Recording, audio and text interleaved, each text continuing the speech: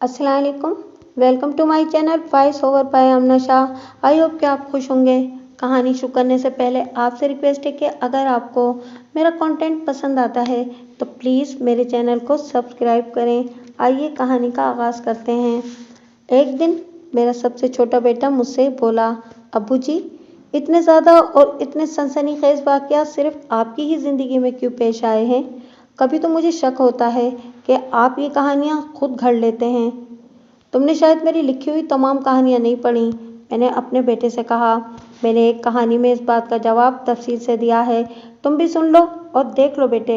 सनसनीखेज़ और हैरानकुन वाक़यात इन्हीं के साथ पेश आते हैं जो खतरात मोल लेते हैं और एडवेंचर की खातिर खतरों में कूद जाते हैं, और फिर ड्रामाई वाक़यात और पुरअसरार हालात उन्हें नज़र आते हैं जो अपने जहन की महदूद सी दुनिया से निकलकर दूसरों को गौर और ध्यान से देखते हैं।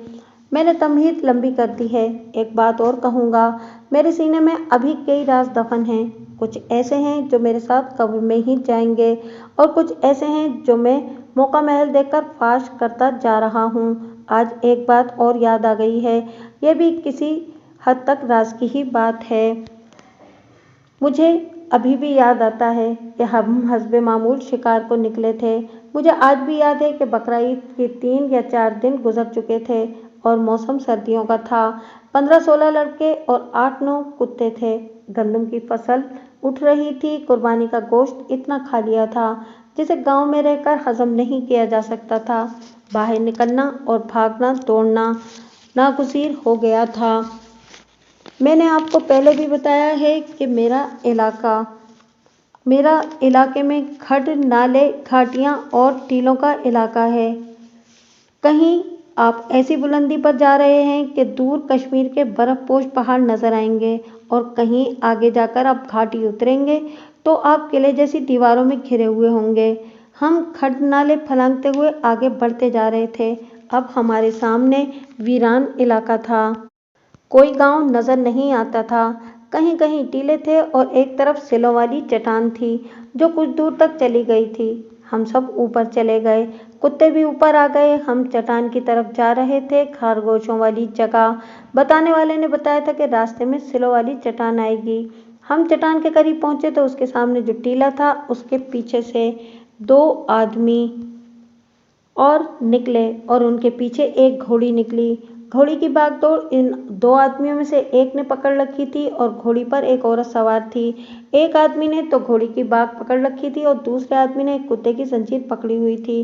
कुत्ता भेड़िए की नस्ल का नजर आता था। इस नस्ल के कुत्ते रखवाली के लिए बहुत अच्छे होते हैं और लड़ते भी खूब हैं। वो हमसे 30-35 कदम के फासले पर था। हमारे कुत्तों ने इसके कुत्ते को देखा तो आहिस्ता आहिस्ता गुर्राने लगे और इसकी तरफ चल पड़े। हमने अपने कुत्तों को मना किया कि वो कोई बदमाशी ना करें, लेकिन हुआ यूं कि वो कुत्ता अचानक एक झटके से अपने मालिक के हाथ से जंजीर छुड़वाकर हमारे कुत्तों की तरफ दौड़ता हुआ आया। वो दिलेर मालूम होता था, लेकिन हुआ यूं कि वो कुत्ता अचानक एक झटके से अपने मालिक के हाथ से जंजीर छुड़वाकर हमारे कुत्तों की तरफ दौड़ता आया। वो दिलेर मालूम होता था। इधर से हमारा बोहेली दौड़कर आगे हुआ। वो कुत्तों का लीडर था।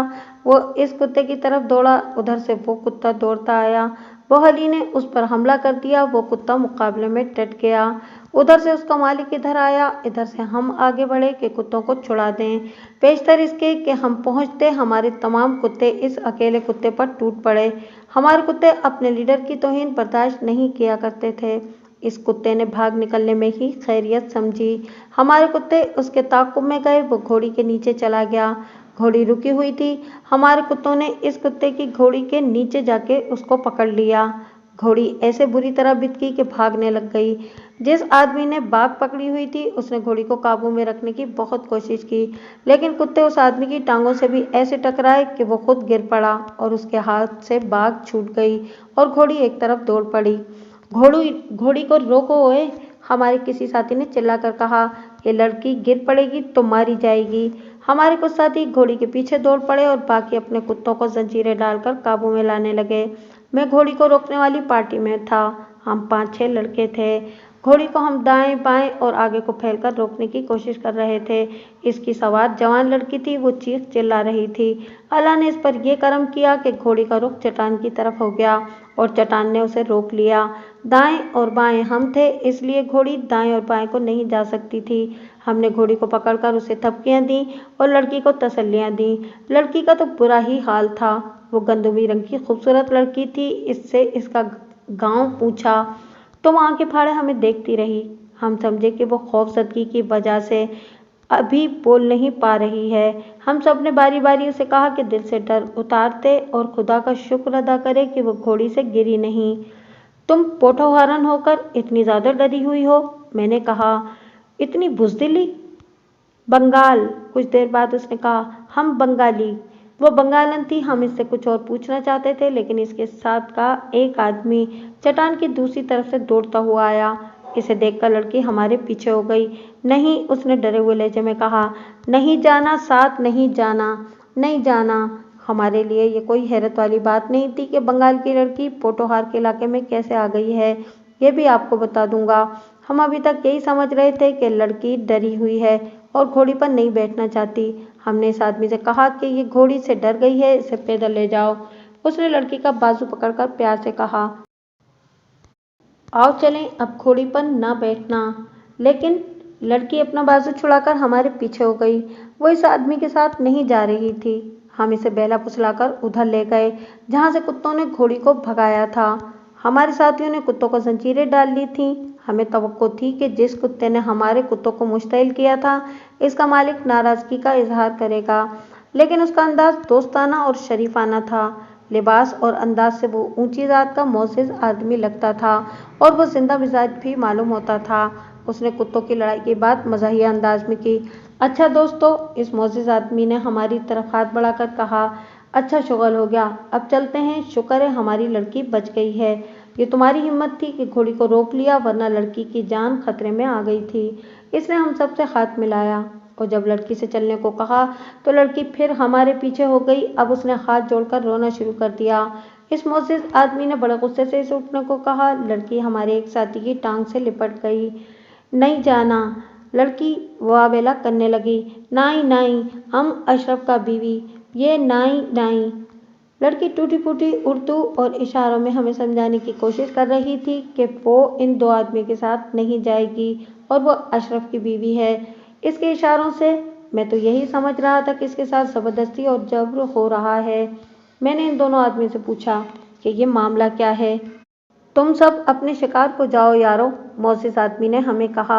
अशरफ मेरा छोटा भाई है। वो इसे बंगाल से ब्याह कर लाया है और इसे घर छोड़कर वापस बंगाल अपनी नौकरी पर चला गया है। ये कहती है कि इसके साथ जाना है। अब इसे ले जा कहाँ रहे हो, मैंने पूछा। अपने पीर साहब के पास सलाम के लिए इसे ले जा रहे हैं, उसने जवाब दिया। तुम जाओ।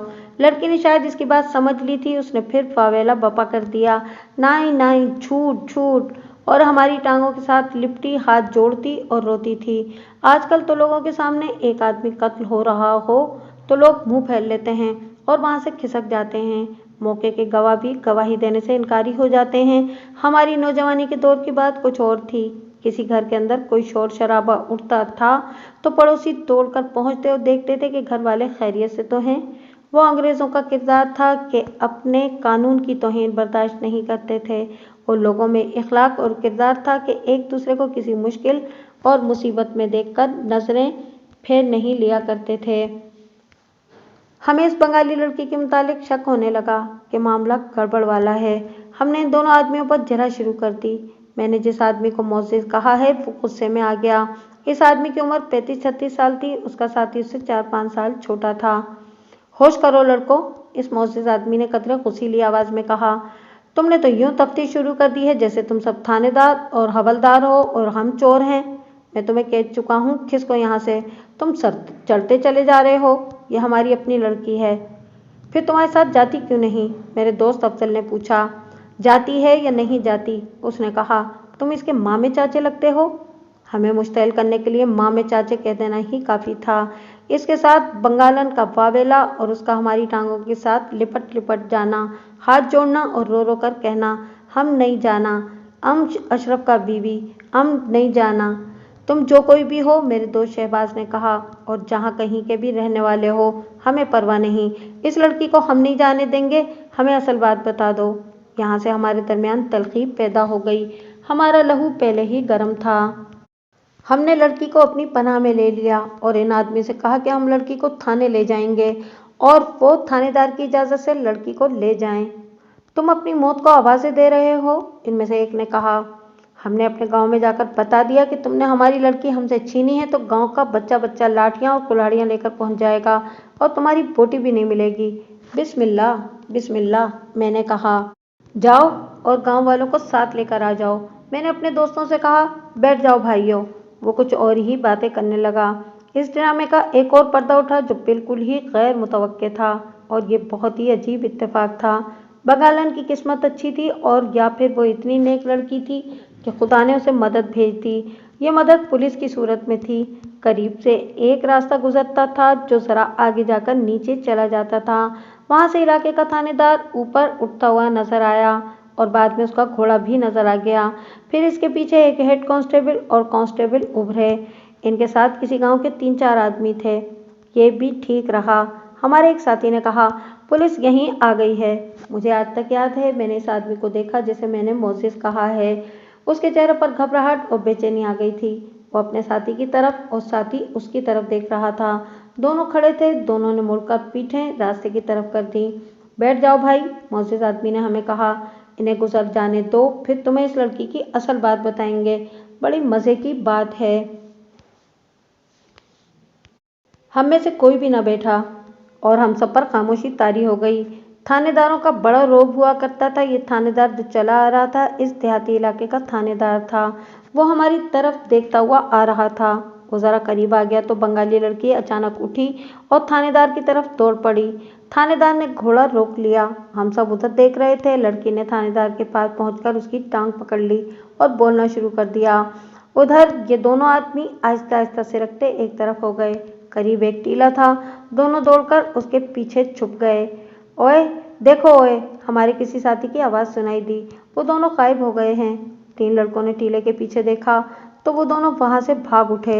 हमारे इन साथियों के कुत्ते उनके साथ थे। उन्होंने कुत्तों की जंजीरें उतार कर कुत्ते उनके पीछे छोड़ दिए और खुद भी कुत्तों के पीछे दौड़े। कुत्तों ने उन्हें दूर न जाने दिया। वो चट्टान के पीछे चले गए थे। इधर थानेदार हमारे पास पहुंचा तो उधर से हमारे साथी इन दोनों आदमियों को पकड़ कर ले आए। थानेदार घोड़े से उतर आया। बंगालन दोनों आदमियों की तरफ इशारा करके फिर बोलने लगी। वो कुछ अल्फाज उर्दू के और बाकी अपनी जबान के बोलती थी। इसकी आंखों से आंसू बह रहे थे। अब अगर मैं हर वो बात सुनाने लगा जो थानेदार ने इनसे पूछी और जो बात उन्होंने कही और थानेदार ने हमसे क्या पूछा और हमसे उसने क्या जवाब लिया, तो कहानी बहुत ही लंबी हो जाएगी और हो सकता है कि कहानी बेमज़ा भी हो जाए। काम की बातें सुना देता हूँ। थानेदार ने बंगालन का वावेला सुना जो वो समझ ही ना सका, लेकिन उसने देखा कि वो दोनों आदमी भाग उठे थे और हमारे साथी उन्हें पकड़कर ले आए थे, तो वो समझ गया कि इन लोगों ने बंगालन के साथ कुछ गड़बड़ या ज्यादती की है। थानेदार ने इन दोनों आदमियों को अपने सामने खड़ा किया। इनकी नजरें इस आदमी के चेहरे पर जम गईं जिसे मैंने मोजिस कहा है। तुम्हारा नाम क्या है? थानेदार ने से पूछा और कहा, मैं तुम्हें जानता हूँ, बूटा खान। उस आदमी ने अपना नाम बताया। बूटा कह लो, बूटा। थानेदार ने उसके मुंह पर बड़ी ही जोर से थप्पड़ मारा और निहायत गलीज गाली देकर कहा, खान गैरत और आबरू वाले लोग होते हैं। मुझे तुम्हारा चेहरा अच्छी तरह याद है। तुम्हें सजा हुई थी? फौरन बोलो, कितनी सजा हुई थी और क्यों हुई थी? थानेदार ने इसे एक सांस में 3-4 गालियां दे दी। 3 साल पहले की बात है, उस आदमी ने कहा। आप चकवाल थाने के थानेदार थे। मैं चोरी की एक वारदात में पकड़ा गया था और 1 साल कैद की सजा हुई थी। हाँ, मुझे याद आ गया, थानेदार ने कहा। तुम पेशावर वारदातिये हो, यहीं बता दो। इस लड़की को कहाँ से लाए हो और कहाँ ले जा रहे थे? थानेदार ने इसकी तरफ इशारा करके पूछा कि ये तुम्हारा शागिर्द है? उसने सर हिलाकर इकरार किया कि ये इसका साथी और शागिर्द है। थानेदार ने दोनों से कहा कि वो यहीं और सबके सामने बयान दे दें, वरना वो इन पर कुत्ते छोड़ देगा और इसे पूछने वाला कोई भी नहीं होगा। थानेदार ने वहीं हम सबके सामने इन दोनों आदमियों से एक बाले जुर्म करवा लिया। उस वक्त के थानेदार फर्शनास होते थे। अगर ये वाकया आज के दौर में होता तो वो बंगाली लड़की की बात ही न सुनता और थानेदार कहता कि थाने में आकर रिपोर्ट दर्ज कराओ, और अगर वो लड़की की बात सुन ही लेता तो मुलजिमों को थाने ले जाकर मुकमुका कर लेता और लड़की को मुलजिमों के हवाले करके थानेदार से रुखसत हो जाता। वो थानेदार, जो गालिबन वजीराबाद के किसी गांव का रहने वाला था, अपनी ड्यूटी और हैसियत को समझता था। उसने ये भी नहीं सोचा कि ये कौन से थाने का केस है। इसने ये देखा कि ये बस पुलिस का केस है। उसने इसी जगह को थाना समझ लिया और मुलजिमों पर थोड़ा सा तशद्दुद करके इकबाल जुर्म करा लिया। ये वारदात इस तरह हुई थी कि हमारे इलाके के एक गांव का जवान बंगाल पुलिस में मुलाजिम था। गांव में ही उसकी मंगनी हो चुकी थी और अब ये इंतजार था कि छुट्टी आए तो उसकी शादी कर दी जाए। वो 2 महीने की छुट्टियां लेकर आया तो उसके साथ ये बंगाली लड़की थी। उसके साथ उसने शादी कर ली थी और उसे अपने साथ ले आया था। इसने घर वालों को बताया तो घर वालों ने सर पीट लिए। ज़्यादा सदमा तो उन्हें पहुंचा जिनकी लड़की के साथ उसकी मंगनी हुई थी और वो शादी की तैयारियां कर रहे थे। ये शख्स बड़ी जुर्रत वाला जवान था। उसने घर वालों से कह दिया कि इस लड़की को कबूल कर लें और अगर उन्होंने उसे तंग और परेशान किया तो वो उसे साथ लेकर वापस बंगाल चला जाएगा और फिर कभी वापस नहीं आएगा। जिस लड़की के साथ इस जवान की मंगनी हुई थी, इसके 2 भाई थे। बड़ा भाई बदमाशी में मुंह मारता था। ये खुशहाल जमींदार खानदान था। बड़ा भाई जुआ भी खेलता था। उसकी यारी बूटा के साथ थी। बूटा किसी और गांव का रहने वाला था। वो जुआ खेला करता था और सजा याफ्ता जुराइम पेशा भी था। मंगनी वाली लड़की के भाई ने बूटा के साथ बात की और कहा कि वो अपने खानदान की बेइज्जती का इंतकाम लेना चाहता है और उसका तरीका उसने ये सोचा है कि लड़की को कत्ल कर दिया जाए। बूटा ने कहा कि वो इस बंगालन को अगवा करेगा और एक जगह ले जाकर बेच देगा। उन्होंने प्लान बना लिया। इस प्लान में कोई दानिशमंदी या उस्तादी नहीं थी। मंगनी वाली लड़की के भाई ने ये सोचा था कि बंगालन को गायब करके ये मशहूर कर दिया जाएगा कि लड़की और खुद किसी और के साथ भाग गई है।